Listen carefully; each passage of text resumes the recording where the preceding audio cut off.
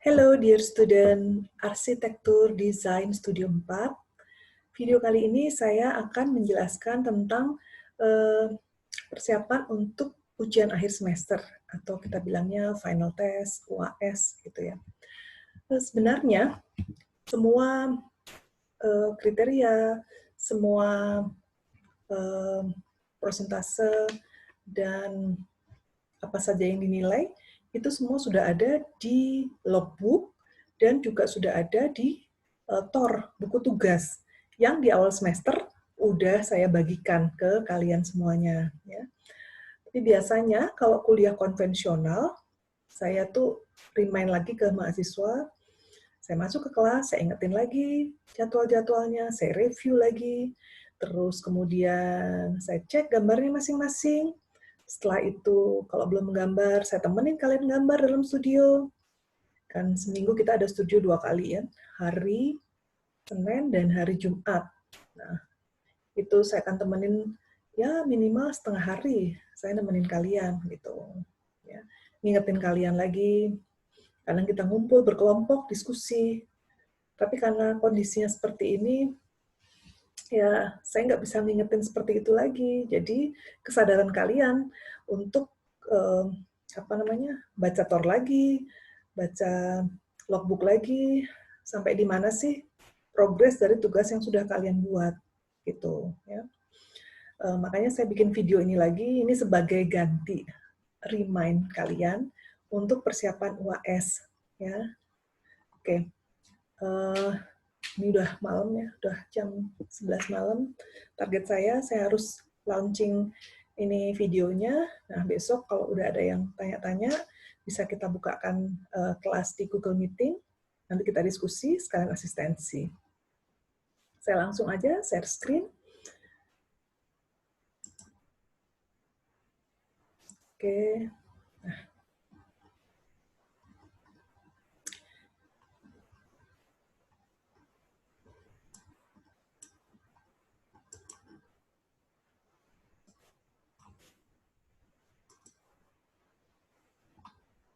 Ini laptop saya sedikit bermasalah, tidak well ya.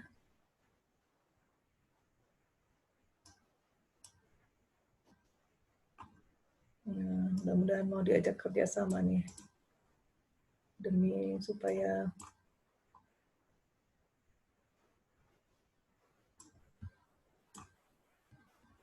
oke, kita langsung aja. Ini saya kecilin dulu. Oke, orangnya kegedean. Oke. Materinya adalah persiapan final test ADS 4. Saya langsung aja. Fasenya ada 3. Maksudnya agenda kita ada 3. Fase ADS 4, assessment final test ADS 4, dan tahapan masukkan tugas. Saya langsung aja, biar kita nggak terlalu lama ya. Ini kayaknya saya udah menayangkan ketiga kalinya ya fase-fase ini. Ini sebenarnya fase ini ada di logbook dan buku TOR. Ya. Kenapa saya ingetin lagi? Ini karena fase tugas penilaian. Jadi kita ada 5 kali penilaian, masing-masing 20%. Jadi kalau ada 5 kali, berarti totalnya 100%, dan 100% itu adalah 60% dari tugas. Ya. Artinya ini adalah nilai total dari seluruh tugas. Nanti di UTS-nya 20%, di UAS-nya 20%, jadi totalnya 100%. Gitu. Kalian sudah melewati kritik 1, 2, plenum test, kritik 3, dan yang terakhir adalah plenum final test. Nah, ini kayaknya katanya orang-orang di gongnya ya. Saya berharap kalian mendapatkan hasil yang optimal. Bagus-bagus semuanya. Ini adalah kriterianya. Kalau kita lihat kriterianya, metodologi desain, itu yang paling tinggi, 60%. Kemudian structure construction dan environmental responsive, implementasinya, itu 15%. Nah, sedangkan arsitektur communication itu 25%. Nah, ini kalian bisa lihat dengan detail ya. Kalau di metodologi desain ada konsep, portfolio, A1, panel, kemudian gambar design development, terus kemudian ada model, maket, slide, pecah kuca 20x20 essay. Nah, sedangkan structure construction dan environmental responsive itu terbaca di conceptual design structure, passive design for fulfill thermal comfort, visual comfort, and daylighting, dan yang terakhir arsitektur communication itu 25%, itu gambar kerja. Ya. Desain metodologi yang dinilai adalah ini, ya, bisa menjelaskan hubungan sistem dari site, connect dengan flow, pergerakan, network dengan energi, material, water, hidrologi, biodiversity, habitat, food, dan nutrient cycles, public and social space, kemudian analisa site, dan konteksnya, bagaimana bangunan itu respon terhadap konteksnya, kemudian bagaimana impact-nya terhadap seluruh lingkungannya, kemudian inovasi apa yang dapat kalian buat, nah terus kemudian bagaimana, ini koreksi ya, bukan hotel, bagaimana bangunan kalian itu, keberadaan bangunan kalian itu terhadap kota. Ya. Berikutnya, ini terbaca di portfolio panel A1. Nah, portfolio inilah isinya. Urban analysis, site analysis, existing analysis, konsep programming, site building concept, perspektif, dan environment responsive. Jadi mulai dari konsep sampai jadi bangunan itu sendiri. Gitu, ya. Terus berikutnya, desain metodologi. Ya. Desain metodologi itu balik lagi ya, biar kalian nggak bingung. Nah, metodologi desain ada konsep, design development, terus kemudian model slide, essay. Nah, ini saya breakdown satu-satu di desain metodologi terbalik-balik yang ngomongnya ya. Ini adalah gambar kerja. Ya. Desain metodologi terbaca di gambar kerja. Konteks plan 1:1000, set plan 1:500, landscape plan. Ini bisa jadi satu, set plan dan landscape plan. Coba saya pakai annotate aja ya. Ini bisa jadi satu, ya. Terus ada ground plan, terus denah seluruhnya, section ada 4, elevation 2 aja. Ya, yang warna merah ini sudah kalian lakukan kan di detail development kritik ketiga. Nah, ini dilampirkan kembali. Kalau ada koreksi perbaikan segera diperbaiki, ya. Oke, saya clear. Oke, ini nah, kita lanjut. Nah, ini ke detailnya, lanjutan dari ya, dari slide sebelumnya. Ini sudah kalian buat, ya kan?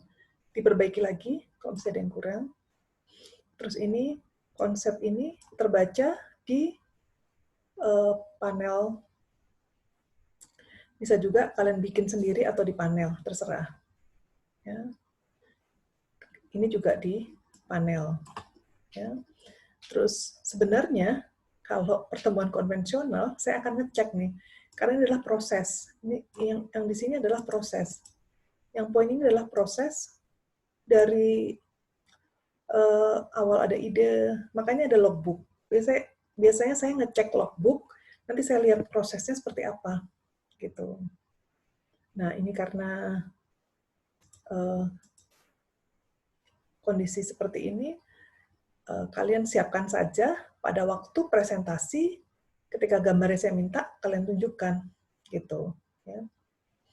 Kalau misalnya sketsa-sketsa tangan, difoto aja, nanti diupload. Diuploadnya pada saat presentasi aja. Oke. Next-nya, model, PPT, dan EC. Model atau maket, 1:200. Ya, ada site-nya, kelihatan jalannya, terus lingkungan sekitarnya. Ya. Kemudian, yang detail development masih ada kan? 1:50. Itu bisa di-share lagi, nggak apa-apa. Kalau yang masih belum benar, coba diperbaiki. Saya rasa perbaikannya nggak terlalu substansial ya. Mungkin tambahin apa. Kemudian pecah kuca 20x20. Ya, kemudian EC. Pecha Kucha ini nanti di share-nya by Google Drive dan presentasi by YouTube ya. Oke, next-nya. Nah, salah satu penilaiannya adalah structure and construction and concept environmental responsive. Ini terbacanya di mana? Nah, terbacanya di design development drawing, di market model, di panel A1. Jadi, kalau kalian bikin market model, itu mendukung konsep dan mendukung poin structure and construction. Gitu. Kalian pasti bilangnya, kenapa sih perlu bikin market? Orang kuliahnya online. Dari market, dosen bisa membaca, dosen bisa mengetahui, atau kamu bisa menginformasikan structure and construction. Dan bisa menginformasikan proporsi, bentuk, ya. Oke. Next-nya. Nah, arsitektur communication adalah bagaimana cara kalian menggambar yang benar. Kalau konteks plan, maksudnya bagaimana itu adalah kriteria penilaian di arsitektur communication. Kalau konteks plan, bagaimana menggambarkan set itu berada di kawasan area koridor MRT. Terus kemudian bagaimana ketinggiannya, dia lebih tinggi, lebih rendah dari bangun sekitarnya, itu kelihatan di konteks plan-nya. Nah, kemudian set plan, skalanya lebih kecil lagi, lebih besar lagi. Wah, timer ada bunyi ini. Sudah lebih dari 12 menit, tapi it's okay lah. Site plan, ini bagaimana menggambarkan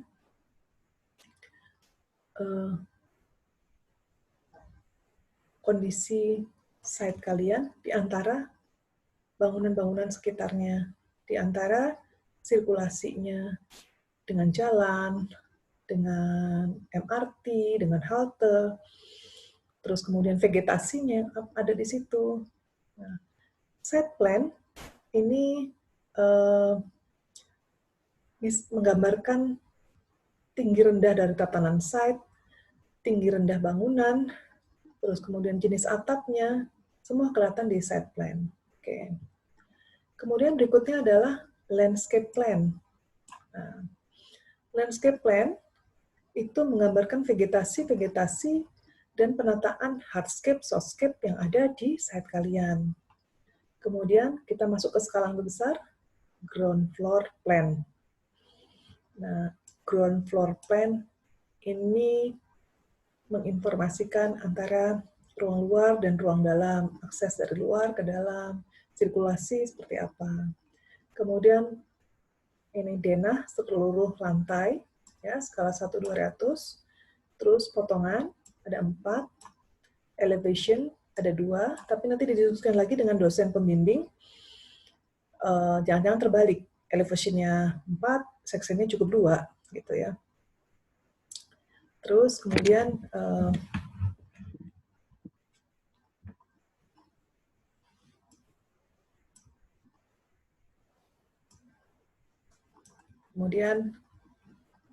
yang di bawah ini kan sudah kalian kerjakan ya. Saya redundant nih, jelasin lagi. Baik lagi, kalau memang sudah benar, ya udah pakai itu aja. Tapi kalau masih belum, diperbaikin. Ya. Berikutnya sama, saya nggak akan ulang lagi. Nah, ini balik lagi, saya udah pernah jelasin apa sih yang beda yang konvensional tatap muka dengan online. Kalau tatap muka, ini adalah hard copy, maket, panel, PPT soft copy, essay soft copy. Terus kemudian kalian presentasi, saya ngelihat, kalian taruh gambarnya di depan saya menilai, saya ngelihat maketnya secara berbarengan.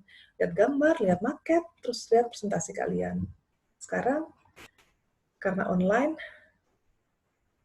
saya nggak bisa sekaligus ngelihat itu, ya kan?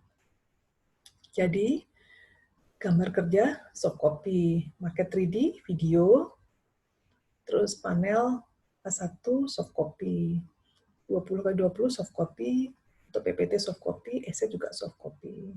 Cara presentasi adalah kalian presentasi PPT dan panel, soft copy dan gambar kerja market. Kalau saya sudah mengerti, saya nggak akan tanyakan lagi, tapi kalau masih ada pertanyaan, saya akan minta kalian tayangkan pada saat presentasi. Nah, ini tata aturnya, ya. Kalian sudah mengupload H-2 minggu sampai H-1, ya. Ini semua sudah jelas di sini, baik lewat apa gitu kan. Terus tata caranya seperti ini, ntar saya edit dulu. Ini masih ada kata-kata UTS ya, model UAS. A-nya kecil. Oke.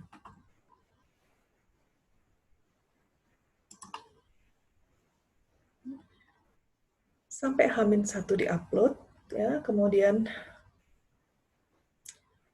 kalian pada hari H-nya, saya ingatkan kembali, menghitung tata cara UAS online. Buka portal, login, ya, terus kemudian upload. Nah, untuk uploadnya, upload ground floor plan aja, yang kecil ya. Itu sebagai pertanda kalian mengikuti UAS. Jangan sampai nggak dilakukan. Harus dilakukan. Ya, itu aturan dan sistem dari kampus. Ya, ini sama seperti sistem kalian UAS hadir di kelas, ya, dan presentasi depan saya. Dengan jadi kalau secara physically bertemu, nah secara ini kalau secara online itu dengan upload tugas dan login, ya. Karena ada kejadian mahasiswa udah ngumpulin tugas by Google Drive, email, tapi nggak login portal, nggak upload tugas di portal, kemudian tidak ada kabar berita, dan akhirnya dinyatakan tidak mengikuti UTS. Ya, kalau nggak ikutin UTS masih bisa lah dibantu, ya. Tapi kalau udah nggak ikutin UAS nggak bisa dibantu. Tolong dipahami semuanya. Kemudian pas hari hanya juga saya langsung aja presentasi by Google Meeting. Hari itu juga saya akan presentasi. Dosen-dosen juga akan presentasi hari itu juga, nggak berlama-lama. Oke. Nah, ini jadwal, ini sebenarnya sudah ada di buku tugas atau TOR. Tapi melihat kondisi seperti ini sekarang, ini banyak sekali di reschedule dan banyak diundur. Jadi, untuk minggu depan, kalian sudah harus submit set plan dan ground floor. Ya. Kemudian untuk tanggal-tanggalnya, tanggal 29, seluruh denah, tanggal 5 Juni, potongan dan tampak. Nah, tanggal 14 Juni, itu adalah 3D, PPT, video, market, dan essay. Nah, ini kita akan ujian sekitar tanggal 15 ya, berarti tanggal 15 ya. Saya langsung revisi aja di sini.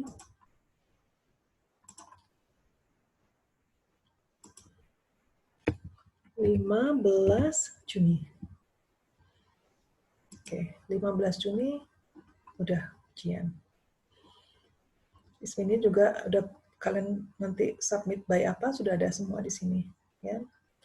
Ini akan saya upload di portal. Oke. Nah, sepertinya udah habisnya slide-nya.